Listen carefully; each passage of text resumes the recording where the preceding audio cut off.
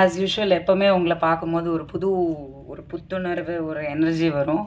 அந்த எனர்ஜி வந்து இன்னைக்கு ரொம்ப ஸ்ட்ராங்காக இருக்குது. Thank you for that. And first of all I would like to congratulate and wish all the best to Vijay, Satya and A. Venkatesh sir and team Amrish. அவர் தான் நிறைய நடிச்சிருக்காரு இந்த படத்தில். நோ, ஆக்சுவலி நான் அம்ரிஷை வந்து எந்த சோஷியல் ஈவெண்ட்ஸ்லேயும் சினிமா ஈவெண்ட்ஸில் நான் பார்த்ததில்லை. நான் actually I have not seen him. Aunty எனக்கு நல்லா தெரியும். Aunty is very very very sweet. எங்கே பார்த்தாலும் எப்போ பார்த்தாலும் ஆப்வியஸ்லி அப்பா அம்மா காலத்துலேருந்து they have been family friends. So aunty ரொம்ப நல்லா பேசுவாங்க. But I have never seen him. நான் இன்னைக்கு பார்த்துட்டு தான் ஐ மீன் லைக் எனக்கே நான் கேட்டேன், இப்போ தான் கேட்டேன், ஏன் நீ வந்து எந்த ஃபங்க்ஷனுக்கும் you are not coming and என்னன்னு தெரியல. He said that was cute. Anyway, lovely music and I think all the songs are very big hits. So congratulations to that. இந்த படம் பொறுத்த வரைக்கும் சாரோட, நான் ஏ வெங்கடேஷ் சாரோட நிறைய பேருக்கு தெரியாத விஷயம், நான் ஃபஸ்ட்டு ஒரு கம்பேக் பண்ணும், நடிக்க வரணும்னு சொல்லிட்டு இப்போ நான் ரீசெண்டாக பிக் பாஸ்க்கு வந்து அதுக்கப்புறம் வர்றது மட்டும்தான் எல்லாருக்கும் தெரியும். ஆனால் ஆக்சுவலி ஒரு 10 வருஷத்துக்கு முன்னாடி நான் ஃபஸ்ட்டு வந்து என்னோட பாப்பா ஜெயனிதா பிறந்ததுக்கு அப்புறம் எங்கள் அப்பாவோட சண்டை எல்லாம் நடந்தது. அப்போ தான் நான் ஃபேமஸான மீடியாவில் திரும்பி அந்த டைமில் வந்து நான் பயங்கரமாக இழைச்சேன். And I wanted to come back in films. I thought why not அப்படின்னு சொல்லிட்டு ஒரு ஐடியா இருந்தது. அப்போ வந்து ஏ வெங்கடேஷ் சார் தான் ஆக்சுவலி ஃபஸ்ட்டு வாய்ப்பு எனக்கு கொடுத்தாரு. சும்மா நச்சுன்னு இருக்கு, பிரிட்டோ சாரோட தயாரிப்பில் வந்து சும்மா நச்சுன்னு இருக்குன்ற படம், நகுலோட அந்த ஒரு படம் நான் பண்ணிட்டு again I just I took a back seat. I think that was அந்த நேரம் என்னோட டைம் இல்லை. I didn't want to continue. But சாரோட நான் ஃபஸ்ட் டைம் ஒர்க் பண்ணேன். Seriously I'm telling you, he has been like, நான் சொல்கிறது வந்து 2010-11 நினைக்கிறேன். அந்த டைம்லேருந்து சார் வந்து நான் வந்து டைரக்டர் பி வாசு கிட்ட வந்து அசிஸ்டண்ட்டாக ஒர்க் பண்ண ஒரு ஆள். ஸோ ஒரு 10 படம் நான் வந்து ஒர்க் பண்ணியிருக்கேன் அவரோட. ஸோ அவரோட ஸ்பீடு, அவரோட அந்த தாட் ப்ராசஸ், அவரோட அந்த போல்டான ஒரு டெசிஷன்ஸ், அவரோட பெர்ஃபார்மன்ஸு, நான்லாம் வந்து ஒரு ரசிகையாக பார்த்துருக்கேன் டைரக்டரை. என்னோட குரு, அவரை பார்த்து நான் வளர்ந்துருக்கேன், ஒரு ஆர்டிஸ்டாக வளர்ந்துருக்கேன். இன்றைக்கி எனக்கு பெர்ஃபார்ம் பண்ண முடியுது அப்படின்னா ஐ திங்க் டெஃபினெட்லி ஒரு டைரக்டர் லைக் பி வாசு கிட்ட ஒர்க் பண்ணது மட்டும்தான்.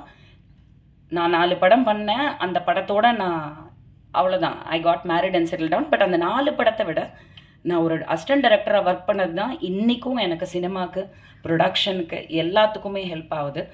அந்த விதத்தில் அந்த வரிசையில் பார்க்கும்போது KS ரவிக்குமார் சார், யூனோ தேர் சில டைரக்டர்ஸ் வந்து ஒரு ஹீரோவை விட ஒரு ஜாஸ்தி ஒரு பர்சோனா, ஒரு அவங்கக்குள்ள ஒரு தேஜஸ், அவங்கக்குள்ள ஒரு ஸ்பீடு, ஒரு நம்ம ரசிப்போம், ஒரு ஆர்டிஸ்டாக ரசிப்போம் இந்த டைரக்டரை.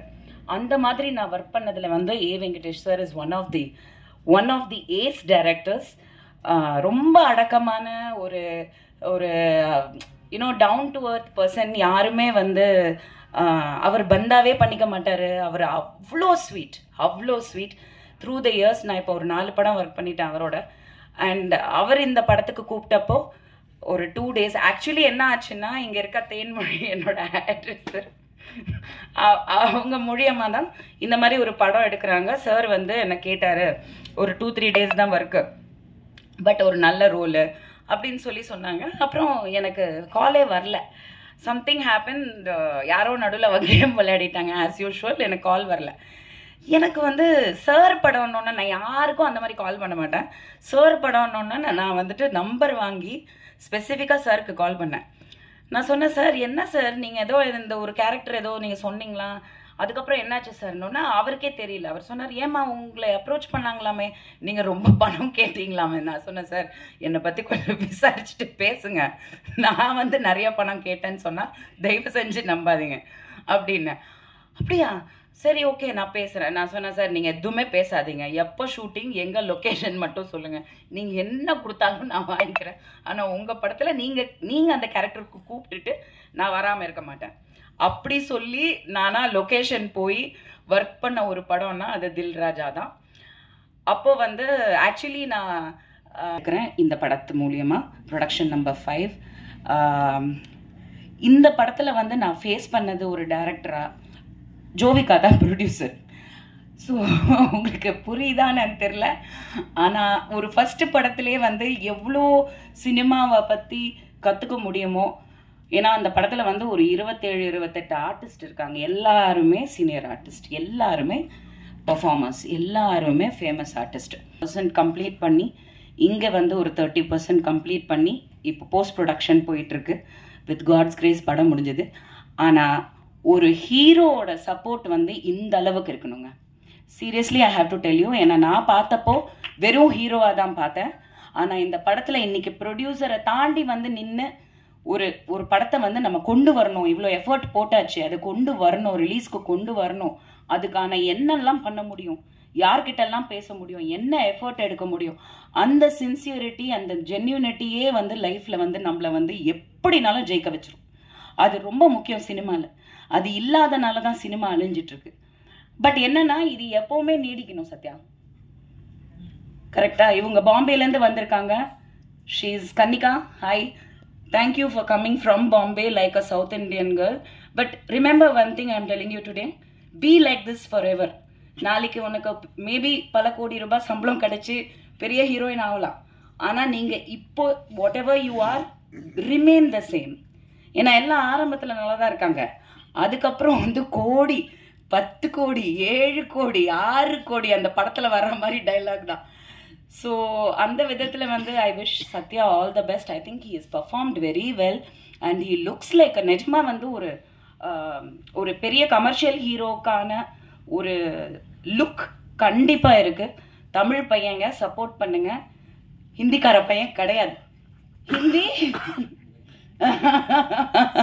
ஹிந்தி தெரியாது போடா சொல்லு அந்த மாதிரி. And I thank A Venkatesh sir and Ambareesh and K Rajan sir. நான் சொன்ன மாதிரி இந்த படத்தில் ஹீரோயின் வரல, லேடி ஆர்டிஸ்ட் வரலன்னா ஃபர்ஸ்ட் இவர் வந்துடுவார். சார் சப்ஸ்டிடியூட் நீங்கள் தான் சார், வேற என்ன சார், யார் சார் அட்ராக்ட் பண்ணுறது ஆடியன்ஸையும் ப்ரெஸ்ஸையும்? ஃபர்ஸ்ட் நீங்கள், நெக்ஸ்ட் நான் ஒரு கொசுறு மாதிரி உங்கள் கூட வருவேன். நடிச்சேனோ இல்லையோ நான் அங்கே இருப்பேன். ஸோ அந்த விதத்தில் நான் எப்போவுமே சொல்லுவேன், ஆடியோ ரிலீஸ் மேட்ஸ் நாங்கள் எல்லாமே எப்போவுமே ஆடியோ ரிலீஸில் மட்டும்தான் சந்திப்போம். இது ஒரு க்யூட்டான ஒரு ஸ்டோரியாக இருக்குது. ஆக்சுவலி ஒரு நல்ல line. Anyway I wish all the best. September 27 PVR Inox Pictures. It was actually something very intriguing. ஏன்னா PVRங்கிறது it is a very big brand, Inox. In fact, I think most of the theaters today is PVR Inox. எல்லாத்துலேயுமே அவங்க வந்து they have taken over. So அவ்வளோ பெரிய brand வந்து இந்த படத்தை release பண்ணதுன்னா, நான் படம் பார்க்கல பட் டப்பிங் பண்ணேன். So I seen the gist of the film and நாங்கள் ஒர்க் பண்ணும் போது கிளைமேக்ஸ் எல்லாம் நடந்தது. ஸோ அப்படி இருக்கும்போது இவ்வளோ பெரிய பிராண்ட் வந்து ஒரு படத்தை ரிலீஸ்க்கு கொண்டு வராங்க அவங்க தியேட்டர்ஸ்லனா, கண்டிப்பாக அதில் வந்து there is definitely stuff in it. 100% தியேட்டர்ஸில் போய் பாப்கார்ன் வாங்கிட்டு படம் பார்ப்போம். And I wish the team all the best. Thank you. First of all, I give thank to Kannika. ஏன்னா இந்த படத்துடைய எல்லாருமே சொல்லிட்டாங்க, ஹீரோயின் நடிச்சிட்ருக்க செரீன், அப்புறம் சம்யுக்தா, அது ஒரு செகண்ட் ஹீரோயின் மாதிரி படத்தில் ஒரு முக்கியமான லீட் ரோல். அவங்க 2 பேரும் வரலை. பல முறை ஃபோனில் சத்யா வந்து போராடினார், என்கிட்ட சொன்னார், நானும் பேசி பார்த்தேன். அங்கே படப்பிடிப்பு இங்கே படப்பிடிப்புன்னாங்க. புரிஞ்சுக்குவோம் நம்மளாம். இப்போ சினிமாவில் வந்து உங்கள் எல்லாத்துக்குமே தெரியும், ஒரு விஷயத்தை எப்படி அழகாக நாசுக்காக அவாய்ட் பண்ணுவாங்க, என்னென்ன ரீசன் சொல்லுவாங்கன்னு தெரியும். அது இந்த படத்துலையும் அஃப்கோர்ஸ் நடந்துச்சு. என்ன கூட சத்யாவும் வனிதாவும் சேர்ந்துட்டு இந்த மாதிரி நீங்கள் படம் பண்ண ஹீரோக்களை கூப்பிடுங்க, நீங்கள் படம் பண்ண ஹீரோக்களை கூப்பிடுங்கன்னாங்க. நான் சொன்னேன், இல்லை எனக்கு தெரியும் அவங்களாம் வரமாட்டாங்க, கூப்பிடுறது வேஸ்ட்டு அப்படின்னே நான் சொன்னேன். இல்லை கூப்பிடுங்க, நீங்கள் இவ்வளோ படங்கள் இவ்வளோ ஹீரோக்களை வச்சு பண்ணியிருக்கீங்க, பண்ணுங்க அப்படின்றப்போ எனக்கு மைண்டில் ஒன்று தோணுச்சு. நான் ஒரு ஹீரோவை இதே மாதிரி இப்போ சத்யா எப்படி ஒரு அப்கமிங் ஹீரோவாக இருக்கார். சொல்ல மாட்டேன், சத்யா வந்து இது ஃபஸ்ட்டு படம் கிடையாது. அவர் இதுக்கு முன்னாடி ஒரு 4-5 படங்களை பண்ணியிருக்காரு. குறிப்பாக சொல்லப்போனால் நெல், மகாராஜன், இப்போ வந்த மகாராஜா இல்லை, அப்போ வந்த மகாராஜன் போன்ற படங்கள்லாம் பண்ணியிருக்காரு. அப்படி அப்கமிங்கில் இருக்கிற ஹீரோவாக இருக்கிறாரு. நாம் இப்படி தானே ஒரு அப்கமிங் ஹீரோக்கு படங்கள் 2 படங்கள் பண்ணி அவர் வந்து சினிமாவில் அவருக்கு ஒரு ஒரு கம்பேக் மாதிரி கொடுத்தோம் அப்படின்ற மாதிரி. சும்மா இருங்க, அப்படிலாம் நாங்கள் வந்து கூப்பிட்டோம், யாரும் வரலன்னு வச்சுக்கோங்க. ஓகே, இப்போ வந்துட்டு என்னென்னா இந்த படம் வந்து என்னென்னா, நான் வந்து எனக்கு வந்து சத்யா ஃபோன் பண்ணார் ஒரு நாள், சார் உங்களை மீட் பண்ணோம் அப்படின்னாரு. நான் போனோடனே எனக்கு வந்து ஒரு கதையை சொன்னார்.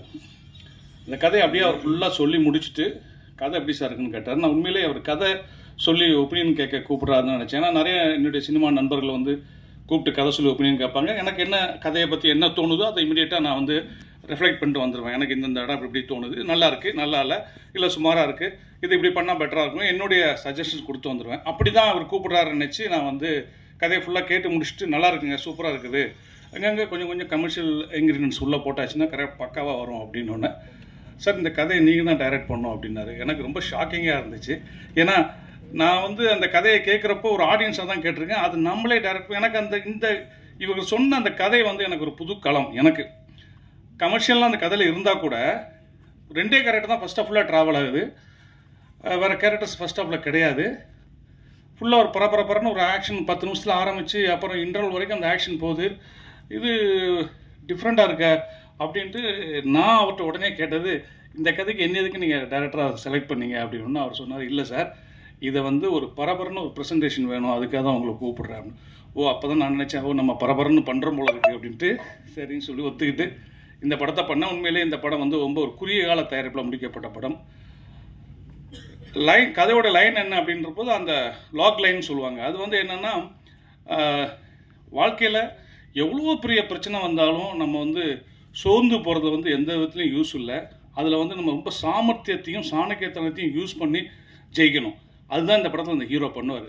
அதற்கு அவர் வந்து ஒரு பெரிய ஹீரோவுடைய மேற்கோள், அதாவது அவர் படங்களில் சொன்ன கொட்டேஷன்லாம் யூஸ் பண்ணி பண்ணுற மாதிரியான ஒரு வித்தியாசமான கதை இது. அவங்க பண்ணி வச்சுருந்தவங்க கேட்டவங்க எனக்கு ரொம்ப இம்ப்ரெஸ் ஆச்சு. இந்த கதையை பண்ணலான்னு டிசைட் பண்ணி பண்ணும்போது அந்த லாக் லைன் வந்து இப்போ தான் அந்த ஹோஸ்ட் சொன்ன மாதிரி அவங்க வந்து ரஜினி சார் இப்போ மேடையில் பேசுகிறப்போ, அட நம்ம கதை லாக் லைன் இதானே அப்படின்ற மாதிரி நமக்கு சந்தோஷமாக இருந்துச்சு. இந்த படத்தில் வந்து ஷெரீன் வரலை, ஆனால் படத்தில் அவங்களுக்கு ரொம்ப முக்கியமான ஒரு ரோலு. அப்புறம் யாராவது சம்யுக்தா வரல, அவங்களுக்கும் படத்தில் ஒரு முக்கியமான, நீங்கள் பார்த்துருப்பீங்க ட்ரெய்லரில், ஒரு நல்ல ஒரு இம்பார்ட்டண்டான ரோலு. அஃப்கோர்ஸ் வனிதா சத்தம் போட்டாங்கல்ல, நான் கிளம்புறேன், ட்ரெய்லரில் என் ஷாட் இல்லை என்ன அப்படி இப்படின்னு கேட்டாங்க இல்லையா. ஆக்சுவலாக நான் பர்பஸாக வனிதா ஷாட் போடலை இந்த படத்தில். ஏன் இந்த ட்ரெய்லரில் வேண்டான்னு வேறு யாரும் இல்லை, நான் தான் காரணம். வனிதா மேடம், நான் எதுக்கு வேண்டான்னு சொன்னேன்னா, இந்த படத்தில் அவங்க பண்ணியிருக்க கேரக்டர் வந்து ரொம்ப ஒரு இந்த கேரக்டர் என்ன பண்ண போகுது அப்படின்னு ஒரு கியூரியாசிட்டி கிளப்பிக்கிட்டே இருக்கும் படத்தில். முக்கியமான இடத்துல அது ஒரு முக்கியமான விஷயத்த கோட்டை விட்டுருவாங்க. அதுலேருந்து தான் படம் கிளைமாக்ஸ் டேக் அப் ஆகும். இந்த கேரக்டர் தெரிய வேண்டாம் படத்தில், இவங்க இருக்காங்கன்னே தெரிய வேண்டாம் அப்படின்னு சொன்னோம். இன்ஃபேக்ட் சொல்லப்போனால் நான் அந்த ஆடியோ ஃபங்க்ஷனுக்கு ஹீரோயின்ஸ் 2 பேர் வந்திருந்தாங்கன்னா வனிதா கூப்பிட்டுருக்கே மாட்டேன். இந்த படத்தில் அவங்க இல்லைன்ற மாதிரியே வச்சுக்கணும் தான் நினச்சிக்கிட்டு இருந்தேன். பட் அன்ஃபார்ச்சுனேட்லி கூப்பிட வேண்டிய சூழல் வந்துச்சு, ஏன்னா வேறு ஆர்டிஸ்ட் இல்லைன்னு. அப்புறம் வந்து இவர் நெக்ஸ்ட் படம் ஹெர்குலஸ்னு படம் பண்ணுறாரு. அந்த படத்தில் வந்து புக்காக இருக்கிற ஹீரோயின் வந்து கன்னிகாமன். அந்த காலத்தில் ஜீனத்தம்மன் சொல்லுவோம்ல, அதுதான் கன்னிகாமன். அப்போ வந்து அவங்க வந்து ஃபங்க்ஷனுக்கு வந்தது எனக்கு ரொம்ப தேங்க்ஸ், ரொம்ப சந்தோஷம். தேங்க்யூ கன்னியா. இந்த படத்தை பற்றி இன்னும் நம்ம நிறைய பேசுகிறத விட முக்கியமாக அந்த படத்துடைய மியூசிக் பற்றி சொல்லணும். அம்ரீஷ் கிட்டத்தட்ட எனக்கு அவருக்கு சண்டையே நடக்கும். நான் எந்திரிச்சுலாம் போயிருக்கேன் அவர் ஸ்டூடியோலேருந்து எழுந்திரிச்சு. அவர் வந்து இருங்க ஏங்க பண்ணலாங்க அப்படிம்பாரு. அப்படி நல்ல சாங்ஸ் எனக்கு போட்டு கொடுத்தாரு. ரீரிகார்டிங்கும் ரொம்ப அருமையாக அந்த படத்துக்கு ரீரிகார்டிங் பண்ணியிருந்தாரு. நீங்கள் ட்ரெய்லரில் பார்த்துருப்பீங்க, ஒரு ஃப்ளூட்டில் ஆக்ஷன் ட்ரெய்லருக்கு ஒரு ஃப்ளூட் பிட் வருதுங்கிறது வந்து ரொம்ப எனக்கு போட்டு காமிச்சுன்னா ரொம்ப பிடிச்சிருந்துச்சு அந்த தீம் அவருக்கு. அப்படியே ரொம்ப மியூசிக்கு வந்து மெனக்கெட்டிருக்காரு. இன்னும் சொல்லப்போனால் அந்த சாங் அவர் ஆடும்போதே நான் சொன்னேன், இந்த சாங் நீங்கள் தாங்க பேசப்படுற ஆளாக இருக்கும்னு சத்யா இருக்கும்போதே சொன்னேன். ஒரு நல்ல நடிகரும் கூட அவர். ஃப்யூச்சரில் டைரக்டர்ஸ் அவரை யூஸ் பண்ணிக்கோங்க. அப்புறம் அவர் திருமலை அவர்கள் சொன்ன மாதிரி இன்றைக்கி சினிமா வந்து எல்லாருக்குமே தெரியும். இன்றைக்கி வாரத்துக்கு எப்படி பார்த்தாலும் 5-6 படம் வருது. இன்னும் நான் கூட நேற்று கூட இவர்கிட்ட கேட்டேன், நம்ம ஹீரோட்ட, சத்யா 27 நிறைய படங்கள்லாம் வருது, நம்ம ஒன்றும் கொஞ்சம் தள்ளலாமா, ப்ரெஸ் மீட்டை வேணா நீங்கள் கேன்சல் பண்ணலாமாலாம் நேற்று நான் கேட்டேன். அவர் வந்து எனக்கு ஒரு எஸ்எம்எஸ் அனுப்பியிருந்தார். சார் 300% இந்த படத்துக்கு நான் என்னுடைய எஃபர்ட்டை போட்டேன் சார், 300% என்னுடைய எஃபர்ட் அந்த படத்துக்கு போட்டேன். அதனால் அந்த படத்தை 27th ரிலீஸ் பண்ணுவோம் சார், ரிசல்ட் என்னங்கிறத நம்ம கடவுள் கையில் விட்டுடலாம் அப்படின்னாரு. உண்மையை சொல்லப்போனால் இந்த அப்கமிங்கில் இருக்கிற ஹீரோக்கள் கூட நான் நிறைய படங்கள் பண்ணியிருக்கிறேன். அப்போ அவங்களுக்கு ஒரு ஃபயர் இருக்கும். அந்த ஃபயர் சத்யாட்ட இருக்குது. அந்த வேட்கையும் அதுக்காக அவர் போடுற எஃபர்ட்டு, அவர் பண்ணக்கூடிய ஸ்ட்ரெயின், நைட்லாம் அவர் படுக்க தூங்கும்போது 3 மணி 3:30 மணிக்கெல்லாம் மெசேஜ் போட்டு படுத்துருக்கிறாரு. அவ்வளோ தூரம் அவர் ஸ்ட்ரெயின் பண்ணியிருக்காரு. தயாரிப்பாளர் வந்து அவருடைய நண்பரும் கூட. இப்படி ஒரு நண்பருக்காக படம் எடுத்திருக்காரு. அதை இயக்க எனக்கு ஒரு வாய்ப்பு கிடைச்சிருக்கு. இந்த படம் சத்யாவை தமிழ் சினிமாவில் அப்படியே இந்த ஒரே படத்தில் தூக்கிட்டு உச்சத்தில் வைக்க வேண்டாம். ஒரு 2 படம் அவருக்கு புக்கானா போதும். இதை பார்த்துட்டு அதுவே எனக்கு கிடைச்ச வெற்றி. இந்த படத்தில் எங்கூட பணியாற்றின கேமராமேன், அப்புறம் music director Amrish, editor Suresh sir, அப்புறம் இந்த படத்தினுடைய அனைத்து டெக்னீஷியன், என்னுடைய உதவியாளர் உட்பட ரொம்ப ஸ்ட்ரெயின் பண்ணாங்க. எல்லாருக்கும் இந்த மேடையில் நான் நன்றியை கூறிக்கொண்டு, இப்போது வந்து ஒரு படம் ரிலீஸ் ஆகி ஒரு 3-4 டேஸில் வந்து அந்த படத்தினுடைய ரிசல்ட் என்னென்னு தெரிஞ்சிடும், எல்லாருக்குமே தெரிஞ்சிடும். அப்படி இந்த படம் கடவுளுடைய அனுக்கிரகத்தால், தெய்வத்தால் ஆகாத எனினும் முயற்சி தன்மை வருத்த கூலி தரும் அப்படின்னு திருவள்ளுவர் சொல்லியிருக்காரு. கடவுள் கொடுக்காட்ட கூட சத்யா பண்ணிகிட்டு இருக்க அந்த எஃபர்ட், அந்த முயற்சி, அவர் படக்கூடிய அவமானங்கள், இன்சல்ட்டு, அதெல்லாம் தாண்டி அவர் அந்த படத்தை வந்து இன்றைக்கி இந்த மேடை கொண்டு வந்துட்டார் ரிலீஸுக்கு. இந்த ரிலீஸில் இந்த படம் வெற்றின்னு ஒரு பேரும், படம் நல்லா இருக்குப்பா, படம் பார்க்கலாம் அப்படின்ற ஒரு பேரும் கிடச்சி, இந்த படம் சத்யாவுக்கு மீண்டும் ஒரு படம் புக் பண்ணி கொடுத்தா கூட அது எனக்கு கிடைச்ச வெற்றி, நான் சந்தோஷப்பட்டுக்குவேன். இந்த வந்திருக்க பத்திரிகை நண்பர்கள், ஊடகங்கள் எல்லாருமே அவருடைய உழைப்புக்காக அவருக்கு நீங்கள் நிறைய சப்போர்ட் பண்ணுங்கள். இந்த படம் எல்லோரையும் நிச்சயமாக திருப்திப்படுத்தும் படம் பார்க்குறவங்கள அப்படின்னு எனக்கு ஒரு இயக்குனராக நம்பிக்கை இருக்குது. மீண்டும் ஒரு நல்ல மேடையில் உங்களை சந்திக்கிறேன். இந்த படத்தை வெற்றி பெற செய்யறதுக்கு நீங்கள் கொண்டு போய் சேர்க்குற விஷயம்தான் முக்கியம். அதை சேர்ப்பீர்கள். எப்போதுமே எனக்கு அந்த பத்திரிகையாளருடைய அந்த நட்பும் அவருடைய ஆதரவும் இருந்திருக்கு. இந்த படத்தில் நடக்கும். உங்கள் அனைவருக்கும் மீண்டும் நன்றி கூறி விடைபெறுகிறேன். நன்றி, வணக்கம். படத்துக்கு வந்து மியூசிக் டைரக்டராக மட்டும் இல்லாமல் இன்னொரு அடிஷ்னல் ஒரு விஷயத்த இங்கே சொல்கிறாங்க. இதுக்கு மேலே அதுக்கப்புறம் நடிப்பேனா என்னன்னு தெரியாது. இந்த ஒரு பாட்டு ஏன் பண்ணேன் அப்படின்ற ஒரு ரீசன் என்னன்னு நான் அதோட ஸ்டார்ட் பண்ணிக்கிறேன். படம்லாம் முடிஞ்சிடுச்சு. ஒரு இன்ட்ரோ சாங் இருந்தால் நல்லாயிருக்கும் அப்படின்னு சொல்லி எதிர்பார்த்தாங்க. சரி ரைட்டு, நல்லா என்ன மாதிரி வேணும் அப்படின்னும் போது ஒரு நல்ல ஒரு ஆக்ஷன், ஒரு மாஸ் சாங் வேணும். அப்புறம் நானும் டைரக்டர் சார், ஹீரோ எல்லோரும் கலந்து பேசி இது எப்படி பண்ணலாம் அப்படின்னும் போது ஒரு கொஞ்சம் ஹியூமர் இருக்குன்னா நல்லாயிருக்கும். ஹியூமர்னால் யார் சார், நம்ம அந்த படத்தில் அந்த விஜய் டிவி அவங்கெல்லாம் வச்சு பண்ணுறீங்களா, அப்படிதான் அப்படியே கொஞ்சம் கொஞ்சம் நவுத்தி போவாங்கள்ல, அப்படியே நெருக்கும் போது சரி ஓகே ஏதோ ஒரு நல்ல கண்டென்ட்டாக எடுத்து பண்ணால் நல்லாயிருக்கும். ஜஸ்ட் ஒரு சாங்காக இல்லாமல் இருக்குதுனா இல்லையா அப்படின்னு நினைக்கும் போது ஒரு காமெடி எலிமெண்ட் என்ன பண்ணலாம் அப்படின்னு சொல்லி யோசிச்சுட்டு இருக்கும் போது ஒன்று கிடச்சிது. சரி சார், இப்போ இது யார் சார் பண்ண போகிறா அப்படின்னு பண்ணலாம். ஹியூமராக காமெடியாக யாராவது கிடைச்சா பார்ப்போம். லாஸ்ட்டாக எண்டில் ஒரு சாமியார் கெட்டப்புக்கு ஒருத்தன் தேவைப்பட்டான். அப்புறம் தான் ஃபைனலாக தெரிஞ்சுது அந்த சாமியாரே நான் தான். அப்படி தான் இருக்க போகுதுன்றது ஃபைனலாக எனக்கு புரிஞ்சிடுச்சு. ஏன்னா நீங்கள் அப்புறம் சார் சொன்னார், வந்துடுங்க காமெடி பண்ணுறதுக்கு ஆள் வேணும், யாரும் கிடைக்கல, நம்ம தான் இருந்தோம் ஃபைனலாக. அதில் என்ன ஒன்றுனா, இப்போ தான் பார்க்குறேன் நான் வனிதா மேடம் பக்கத்தில் உட்காந்து பார்த்துட்டு இருக்கும்போது அந்த ஹீரோயின் கூட அவ்வளோ எக்ஸ்போஸ் பண்ணல. நான் தான் பயங்கரமாக எல்லாம் காட்டி எல்லாருக்கும் சந்தோஷத்தை கொடுத்துருக்குறேன். அந்த பெருமை என்னை சேரும்.